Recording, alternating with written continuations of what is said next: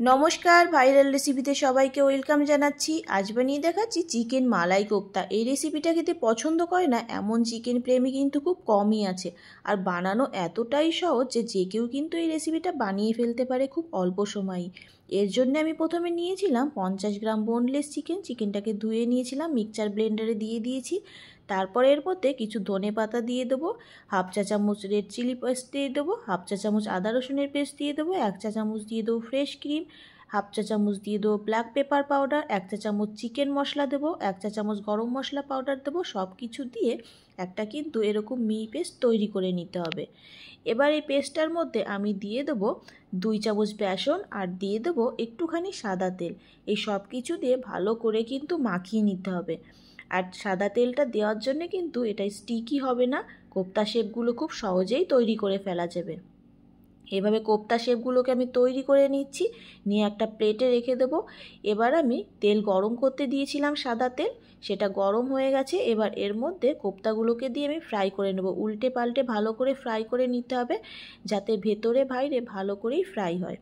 এবার ফ্রাই করা হয়ে গেছে, সব কোপ্তাগুলোকে কিন্তু আমি তুলে নিচ্ছি। দেখো কালারটা কতটা সুন্দর এসছে, এরকম কালার হলেই কিন্তু তুলে নিতে হবে। তুলে একটা প্লেটে রেখে দিয়েছি।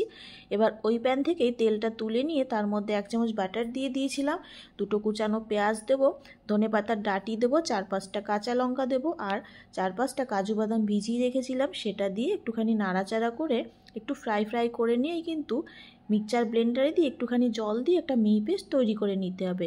এবার প্যানে 1 চামচ তেল দেবো, তার মধ্যে 1 চামচ বাটার দিয়ে দেবো, দিয়ে ওই পেস্টটাকে ঢেলে দিতে হবে। ঢেলে ভালো করে কষিয়ে নিতে হবে। এবার কিছুক্ষণ কষানোর পরে এর মধ্যে মশলা অ্যাড করব। মশলার জন্য দিয়েছিলাম 1 চামচ আদা রসুনের পেস্ট, 1 চামচ জিরে পাউডার, 1 চামচ ধনিয়া পাউডার, একটুখানি লবণ দিয়েছিলাম হাফ চা চামচ মতো, ব্ল্যাক পেপার পাউডার হাফ চা চামচ দিয়েছিলাম, গরম মশলা পাউডার দিয়েছিলাম হাফ চা চামচ, দিয়ে ভালো করে কষিয়ে নিচ্ছি। এভাবে কষিয়ে নেওয়া হয়ে গেলে যখন তেলটা ছেড়ে দেবে তখন কিন্তু মশলার জলটা এর মধ্যে ঢেলে দিতে হবে। ঢেলে দিয়ে ভালো করে একটু ফুটতে দিতে হবে। ফুটা হয়ে গেলে এর মধ্যে কোপ্তাগুলো আমি দিয়ে দেবো।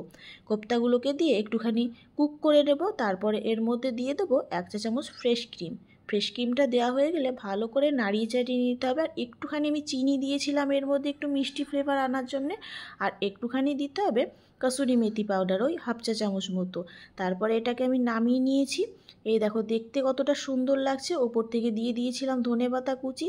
এটা কিন্তু দেখতে অসম্ভব সুন্দর হয় আর খেতে তো ভালো হয়ই। অবশ্যই ট্রাই করে দেখো বাড়িতে। রেসিপিটা ভালো লাগলে অবশ্যই জানিও। আর এই রেসিপিটা দেখার জন্য কিন্তু সবাইকে অসংখ্য ধন্যবাদ।